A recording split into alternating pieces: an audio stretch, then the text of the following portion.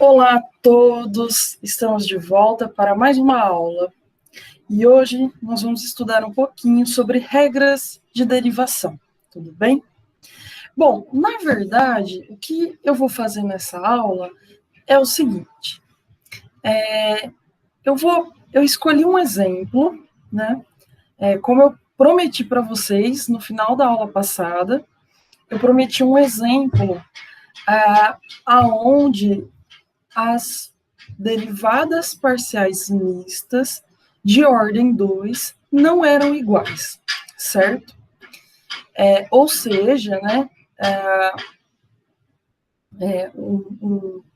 um exemplo de que se falhar alguma das condições que nós vimos, alguma das hipóteses que nós vimos no teorema, no último teorema da aula passada, pode ser que as derivadas parciais não sejam iguais, as mistas, né, de ordem 2, certo? Bom, então, esse exemplo, por que eu escolhi fazer ele nessa aula? Além dele ser um exemplo que eu prometi para vocês no final da aula passada, tá? Esse exemplo, ele é bastante rico. Nós podemos fazer vários subexemplos dentro dele. E fazendo todos esses passos, nós vamos deixar claro várias das propriedades, várias das regras de derivação, tudo bem? Então, eu vou aproveitar o tema da aula para falar sobre o tema da aula e também sobre o exemplo que eu havia prometido para vocês, tá? Bom, então vamos lá. Então, seja f, essa função aqui, tá? Uma função de duas variáveis a valores reais, tal que para os x e y diferente de 0, 0, f é dada por esse quociente aqui. E quando x e y for igual a 0, 0, o valor de f é 0, certo? Bom, então o primeiro passo que nós vamos fazer é responder essa pergunta aqui, a pergunta 1, tá? F admite derivadas parciais na origem? Tá? Por que nós vamos começar com esse caso? Porque lembrem-se que em aulas anteriores nós já estudamos funções desse tipo, certo?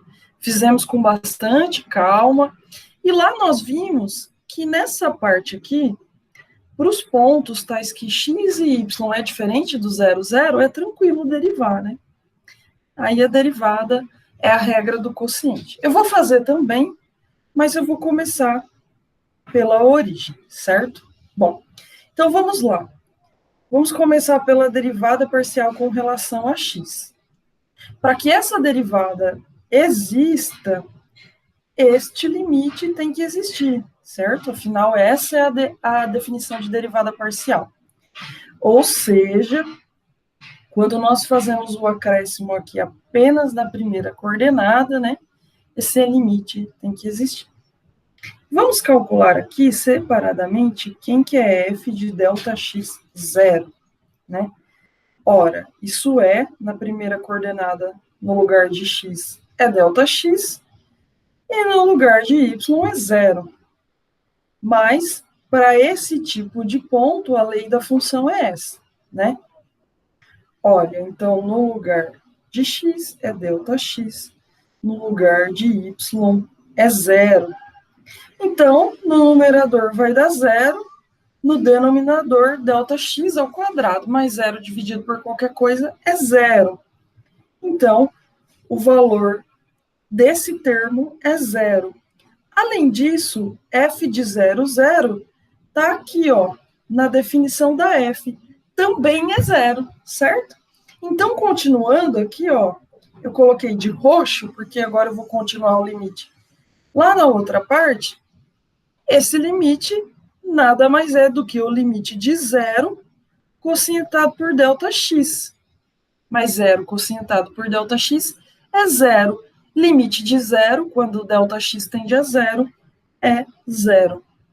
Ou seja, a derivada parcial de f com relação a x na origem existe e é igual a zero. Tudo bem? Certo. Da mesma forma, pessoal, nós procedemos com a derivada parcial de f com relação a y, certo? Para que essa derivada parcial na origem exista, esse limite precisa existir. Mas, novamente, aqui, ó, o que nós precisamos calcular é o termo f de zero delta y. Mas vamos voltar aqui na lei da f, tá? Zero delta y, esse ponto está nessa situação aqui, certo? Logo, a lei da f é essa. Então, no lugar de x, nós colocamos zero. No lugar de y, delta y. Ué, zero vezes delta y ao cubo, isso é zero. Então, zero dividido por qualquer coisa é zero. Logo, esse limite, como f de 0, 0 também é zero, né? Então, o limite fica limite de zero dividido por delta y. Mas isso é zero, novamente. E o limite de zero, quando delta y vai a zero, é zero. Portanto, a derivada parcial de f com relação a y na origem existe e vale zero. Certo? Bom, continuando, vamos agora responder a pergunta número 2, que é a seguinte: f admite derivadas parciais nos pontos x e y diferente de 0, 0, tá? Bom, como nós já conversamos, nesses pontos, a lei da função é essa. E como nós vimos com bastante detalhe nas aulas passadas, né? Nesse caso, nós podemos derivar utilizando esta lei e, portanto, utilizar a regra do quociente. Então, vamos lá. Derivada parcial de f com relação a x, nestes pontos. Então, vamos lá. A derivada do numerador com relação a x, está aqui, ó, tá, y ao cubo, vezes o denominador, está aqui, menos a derivada do denominador com relação a x, dá 2x, vezes o numerador. Tudo isso quocientado pelo denominador ao quadrado, tá? Aqui, pessoal, ó, aplicando a distributiva, certo? Tudo bem? Então, nós temos o termo x ao quadrado, y ao cubo, y à quinta, e daqui vem o termo menos 2x ao quadrado, y ao cubo. Vejam que esse termo eu posso subtrair com esse termo. Então, na verdade, nós ficamos com menos x ao quadrado, y ao cubo, mais y à quinta, tudo isso quocientado por x ao quadrado mais y ao quadrado, tudo isso ao quadrado, certo? Então, essa é a expressão da derivada parcial de f com relação a x nos pontos x e y, que são diferentes da origem. Da mesma forma, pessoal, nós podemos fazer a derivada parcial de f com relação a y nesse tipo de ponto, os pontos diferentes da origem, tá? Então, fazer essa derivada parcial é derivar com relação a y esse quociente. Então, vamos lá. A derivada do numerador com relação a y, tá? Certo? O x é constante nesse momento. Vezes o denominador. Menos a derivada do denominador com relação a y. Vezes o numerador. Tudo isso dividido pelo denominador ao quadrado, certo? Novamente, pessoal, podemos aplicar a distributiva, certo? Então, nós ficamos com essa expressão aqui no numerador, certo? Esse termo, nós podemos subtrair com esse termo, nos restando apenas x vezes y à quarta. Então, a derivada parcial de f com relação a y nos pontos x e y diferente da origem é dada por esse quociente aqui, certo? Então, ora, vamos fazer um resumo aqui, tá? Um resumo da situação. Nós tínhamos a f. Nós calculamos a derivada parcial de f com relação a x na origem via definição, ou seja, via limite. E deu zero. Então, tá aqui. Del f, del x, na origem é zero. Calculamos usando a regra do quociente nos pontos diferentes da origem. E deu essa expressão aí, tá? Fizemos a mesma coisa com a derivada parcial em relação a y. Ou seja, nós vimos que tanto a del f, del x, quanto a del f, del y, existem e estão bem definidas em todos os pontos do R2, inclusive na origem. Ora, então o domínio, né? Se nós olharmos essa derivada aqui como uma função, qual função?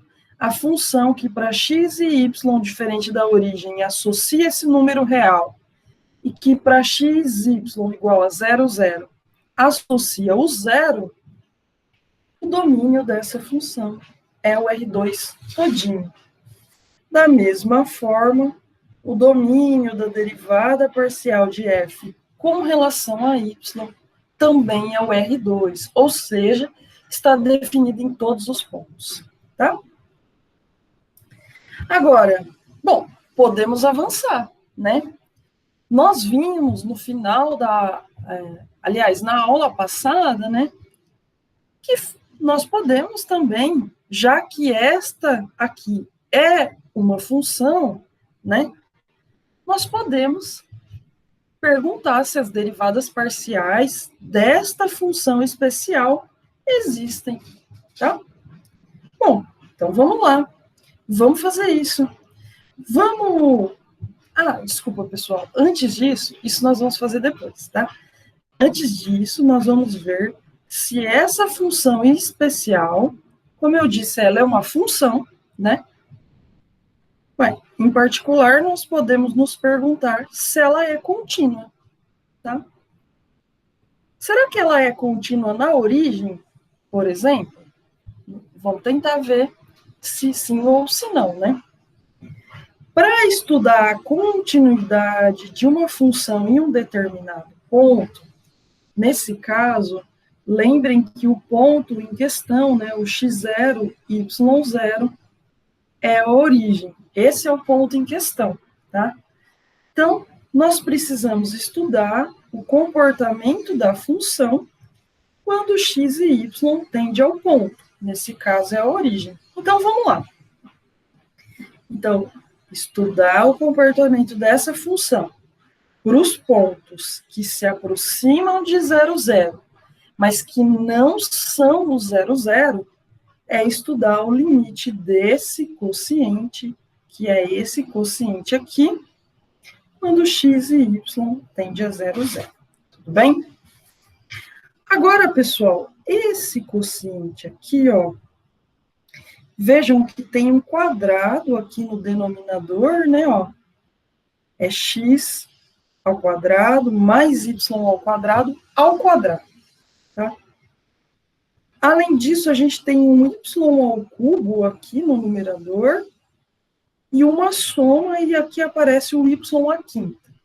Então, eu vou tentar dividir esse quociente em um produto de quocientes, certo? Então, olha, no numerador, eu vou colocar o y ao cubo em evidência, tá? Colocando o y ao cubo em evidência, vejam que se eu multiplicar isso aqui por y ao cubo, eu volto nesse termo. E se eu multiplicar aqui por y ao cubo, eu volto nesse termo, certo? Além disso, eu fiz a mesma coisa no denominador, né? Se eu multiplicar esses dois termos, eu ganho o quadrado que tinha antes. Tudo bem? Então, esse quociente é igual ao produto destes quocientes. Beleza? Vamos continuar, certo? Aqui eu só copiei, tá? Novamente, o que estava na página anterior. Agora, vejam, aqui, ó, eu vou ainda quebrar em mais um produto, tá? Eu quebrei em y que multiplica y ao quadrado, certo? Y vezes y ao quadrado é y ao cubo, tá? Agora, eu tenho, então, 3 quocientes, tá? 3 quocientes. Esse aqui eu vou chamar de 1, esse eu vou chamar de 2, tá? E eu vou estudar esses dois primeiro. Tá? Então, para estudar o quociente 1, pessoal, observemos o seguinte. X ao quadrado é sempre maior ou igual a zero, porque está ao quadrado. Y ao quadrado também é um termo sempre maior ou igual a zero, porque está ao quadrado. Então, observem que x ao quadrado mais y ao quadrado certamente é maior ou igual que y ao quadrado. Tudo bem? Ora, se esse termo é maior ou igual que esse, então, quando nós fazemos o quociente, o que nós temos é que esse quociente é menor ou igual que 1, tá? Além disso, esse quociente sempre é maior ou igual a zero, porque aqui está ao quadrado e aqui também está todo mundo ao quadrado, certo? Então, olha, esse quociente é igual ao módulo dele, porque é maior que zero, certo? Tudo bem? Maior ou igual a zero, né? Logo, como esse módulo é menor ou igual a 1, isso significa que essa função aqui é uma função limitada, tudo bem? De forma análoga, pessoal, nós mostramos que essa função é limitada, tá? A função do item 2, mas vamos fazê-la com calma, tá? Ela está aqui, ó, no item 2, eu vou fazer separado, tá? Então, veja que o módulo desse quociente, por propriedade de módulo, é o quociente dos módulos, certo? Isso é igual, tudo bem? Aqui é a propriedade de módulo, né? Além disso, aqui no numerador, por propriedade de módulo, nós temos, tá, que no numerador vale o seguinte. Tudo bem?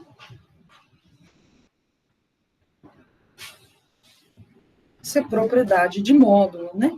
E o denominador continua igual. Agora, quem que é o módulo de menos x ao quadrado? Isso nada mais é do que o módulo de x ao quadrado. É igual, certo? Tudo bem?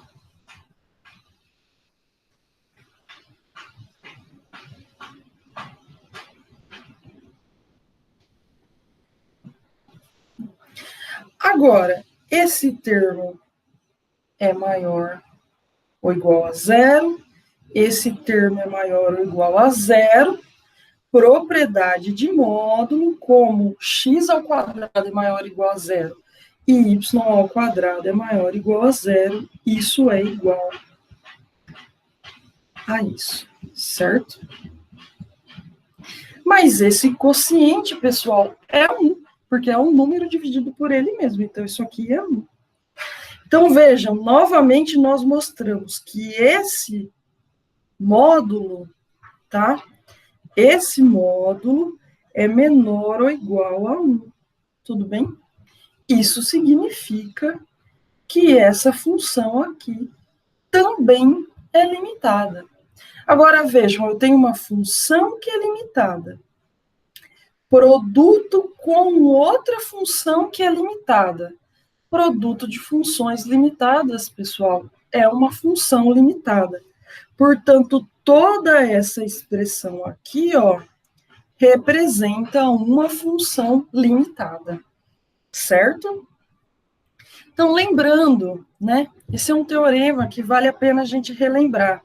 Quando nós temos um produto de funções no limite, certo? E uma das funções é limitada, que é essa que está em azul. E a outra é uma função que converge para zero, que é a verde. Então, o produto dessas funções, o limite é zero. Mas vejam que essa é a situação que nós temos aqui. Por quê? Porque essa função todinha aqui, ó, nós acabamos de ver anteriormente que ela é limitada, tá? E vimos, bom, nós sabemos que essa função aqui, ó, a função y, quando x e y tende a zero, ela também tende a zero. Portanto, esse limite existe e é zero. Mas vejam, quem é zero? Zero é o valor da derivada parcial de f com relação a x na origem. Ou seja, o limite de del f del x, quando x e y tende a zero, zero, é igual ao valor dessa função no ponto. Portanto, ela é contínua, tá? Derivada parcial de f com relação a x é contínua em 0, 0. Tudo bem? Agora, nos pontos aonde x e y é diferente da origem, aí nós temos, por propriedade de quociente, que del f del x é contínua, porque ela é um quociente de funções contínuas. Portanto, ela é contínua, certo? Então, a conclusão, pessoal, é que a função del f del x é contínua em todo o seu domínio, ou seja, ela é contínua em todo o R2, tá bom? Aí, pessoal, procedendo de forma bastante parecida, nós podemos mostrar que a função del f del y também é contínua em R2, tá? Eu não vou desenvolver aqui todos os passos, porque é bastante similar, tá? Na origem, para estudar o limite na origem, nós usamos a mesma técnica, tá? A técnica de mostrar que nós temos o produto de uma função limitada por uma função que tende a zero, portanto, esse limite vai dar zero, que coincide com o valor da derivada parcial de y na origem. Portanto, ela é contínua na origem, tá? Além disso, del f del y, nos pontos diferentes de 0, 0, também é um quociente de funções contínuas, né? É uma função contínua no numerador e uma função contínua no denominador. Portanto, ela é contínua nesses pontos também. Logo, ela é contínua em todo o R2, certo? Tudo bem? Então, ora, qual é a conclusão? A conclusão é que f é uma função tal que ambas as suas derivadas parciais existem e são contínuas em todo o seu domínio. Portanto, por um teorema que nós vimos em aulas passadas, essa função é diferenciável em todos os pontos, em todo o R2, certo? Continuamos, né? O exemplo ainda não acabou, eu falei que ele era bastante rico, né? Bom, como eu mencionei anteriormente, del f del x existe em todos os pontos e pode ser vista como uma função. Da mesma forma, del f, del y existe e pode ser vista como uma função, certo? Então, se elas são funções, faz sentido nos perguntarmos se as derivadas parciais de cada uma delas existem, certo? Vamos verificar isso? Bom, na verdade, eu vou verificar isso para esse ponto aqui, tá?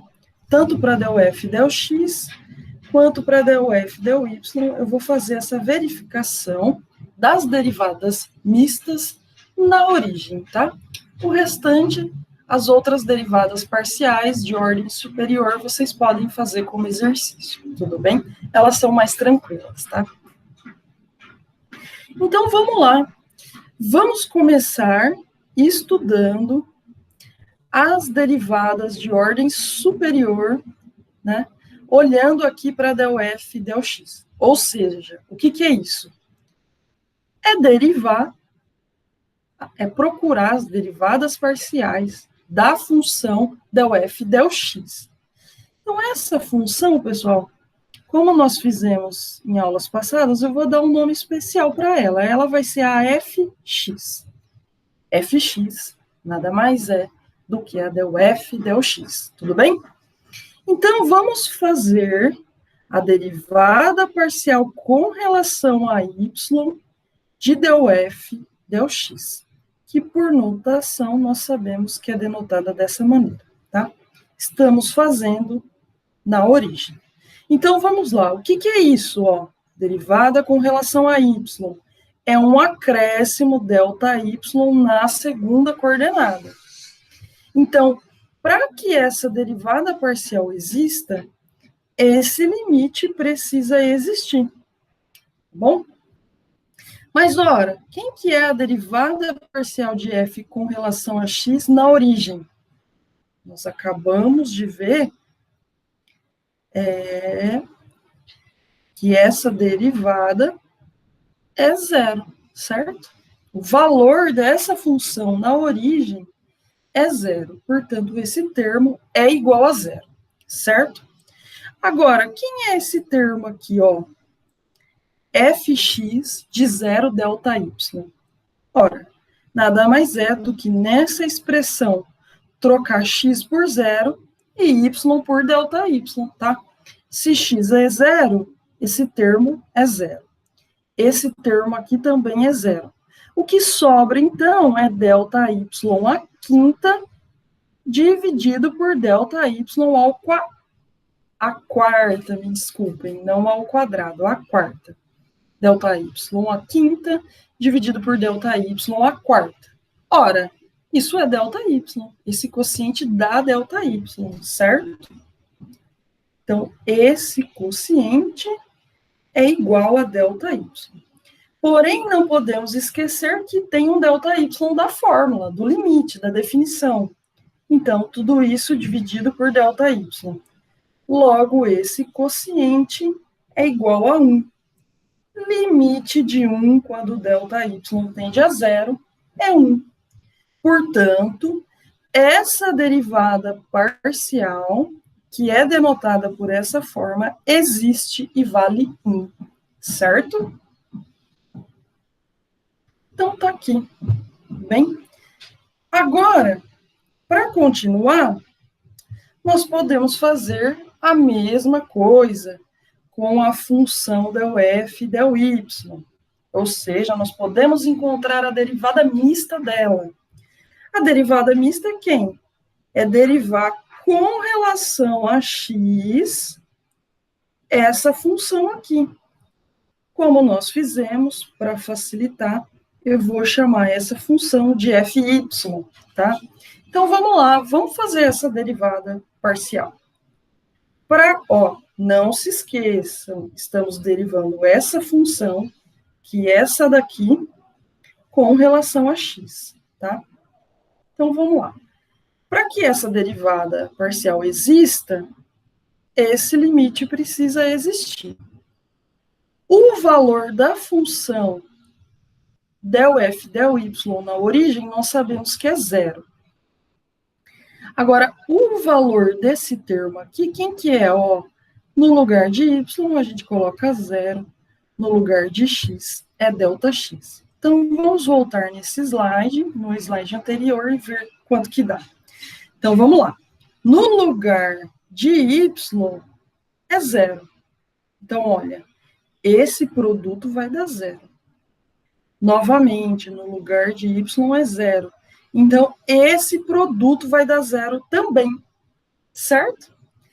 Tudo isso quocientado, aqui é 0, mas o x não é 0, o x é ΔX.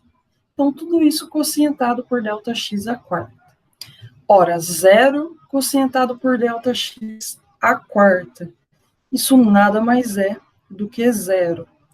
Ainda tem um 0 do limite, não podemos esquecer dele. Desculpa, um ΔX do limite. Não podemos esquecer dele. Então, é 0 quocientado por ΔX. 0 dividido por qualquer coisa, pessoal, isso é 0. Limite de ΔX. Limite de 0, quando ΔX tende a 0, é 0. Portanto, esse limite existe e vale 0. Ou seja, o que nós concluímos? Nós concluímos, tá, que a derivada parcial com relação a x da função ΔF ΔY no ponto 0, 0 existe e é igual a 0, tá? Ela existe e vale 0. Porém, nós já havíamos calculado a derivada parcial com relação a y da função ΔF ΔX na origem. E nós mostramos que essa derivada existe e vale 1. Então, olha, está aqui em vermelho. Ambas as derivadas mistas de ordem 2 existem e elas não são iguais, elas são diferentes. Tá? Então, vejam, será que isso contraria o nosso teorema, o último teorema da aula passada? Então, eu deixo como exercício para vocês pensarem. Não contraria. E a questão é que essa função não é uma função de classe C2. Então, eu deixo para vocês como um exercício, inclusive está lá na nossa lista de exercícios selecionados, tá? A lista de exercícios 20, mostrar que essa função não é de classe C2. Eu deixo essa parte para vocês. Vejam que metade do exercício eu já fiz, a maior parte, na verdade. Então, fica para vocês o final, tá bom? Bom, muito obrigada, foi um prazer ministrar essa aula para vocês e até breve, tá? Tchau, tchau.